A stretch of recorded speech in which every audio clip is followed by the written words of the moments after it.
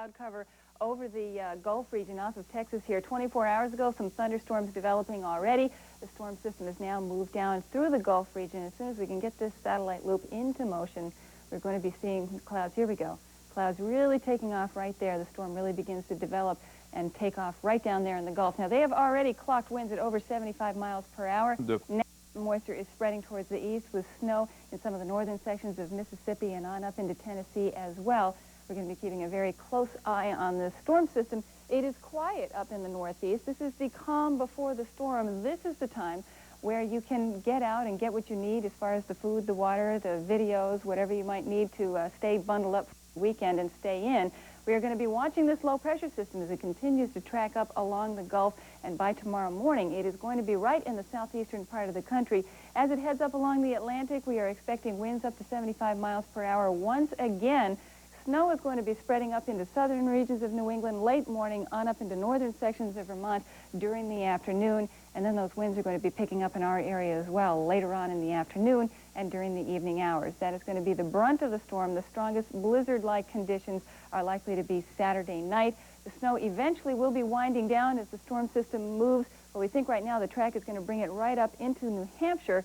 Then the system's going to be winding down on Sunday afternoon as things settle down just a little bit. Now, of course, the storm track could veer off a little bit farther. The snowfall amounts would be different, and if it were to stay a little bit farther inland, we'd see some wetter snow on Saturday night. But this is the track that we think the storm is going to be taking right up along the coast and right into New Hampshire. I'll be back with a closer look at the forecast right after this. There's a blizzard warning still in effect for late Saturday and Saturday night. For tonight, look for increasing cloudiness overnight. The overnight lows in the single numbers. For tomorrow, cloudy skies with snow developing in the south by midday, in the north during the afternoon. Blizzard conditions are likely late in the day. The high temperature is 15 to 25. For Saturday night, snow occasionally heavy. Storm totals 1 to 2 feet, 1 here in the valley, 2 feet up in the mountains. It's going to be extremely windy with blowing snow and visibilities frequently near zero. The overnight lows between 5 below. Messieurs, bonsoir. Il est 23 heures. Eh bien, la tempête qui sévit depuis le début de la journée sur toute la côte est de l'Amérique du Nord s'abat de plein fouet maintenant sur le Québec. Alors, Montréal est pratiquement coupé de ses deux rives, la plupart des ponts étant fermés. La situation n'est guère meilleure à Trois-Rivières. À Québec, beaucoup de routes sont fermées, surtout à cause des vents qui sont extrêmement violents. Gaëtan Giroir est avec nous en studio pour parler de toute cette situation-là. Bonsoir, Gaëtan. Bonsoir, Marius. D'abord, les régions touchées au moment où l'on se parle, Gaëtan. C'est tout le sud du Québec et même un petit peu plus. Ça comprend l'Outaouais, Montréal, les Laurentides, la rive sud de Montréal, l'Estrie, les Bois-Francs, Québec, la Beauce, jusqu'au Saguenay-Lac-Saint-Jean. Dans tous ces cas, pour vous résumer la situation sur les routes, c'est enneigé et la visibilité est au mieux passable, au pire nulle. Les routes fermées... C'est ça, allons-y avec les routes fermées. Bon, alors la majorité des ponts qui vont de l'île de Montréal à la rive sud sont fermés.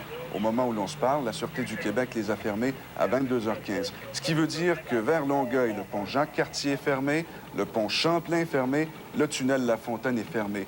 Les seules voies de sortie de l'île de Montréal vers la rive sud sont le pont Mercier et le pont Victoria. Dans ces deux ponts, il y a une seule voie disponible au moment où l'on se parle et on considère la possibilité de les fermer eux aussi. Les grandes autoroutes maintenant. Bon, l'A10, l'autoroute des Cantons de l'Est, est fermée depuis 20 heures entre le pont Champlain et Grenby. La 20 vers Québec s'est fermée entre Montréal et Belleuil. L'autoroute 15 vers les États-Unis est fermée entre Candiac et la frontière américaine. La route 132 sur la rive sud de Montréal entre le pont Champlain et Verchères est fermée. L'autoroute 30 est fermée sur toute sa longueur entre la 10 et Sorel.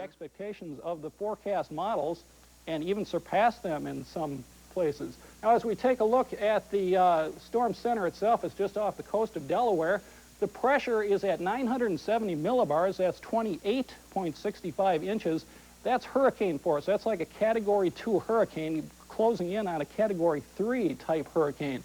The close lines indicate the isobars. They're very close together. You're never going to see isobars that close together over that range of space. It's very windy all up and down the whole eastern half of the country, and blizzard conditions exist all the way from New England right down through Georgia. Chattanooga, Tennessee picked up 21 inches of snow today. Do you think those folks are a little disoriented? Tomorrow, that storm is going to go right over New Hampshire, park itself right over Nova Scotia. We're still going to be on the back side of the storm.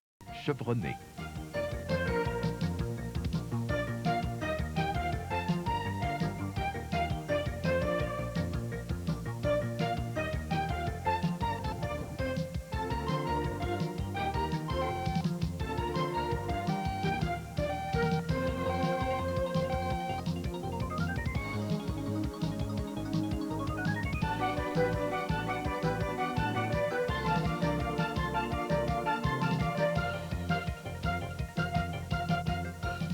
Voici maintenant les prévisions pour plusieurs villes du Canada et des États-Unis. Ne manquez pas dans 6 minutes notre tableau complet sur l'état des routes et dans un peu plus de 10 minutes, notre bulletin international avec...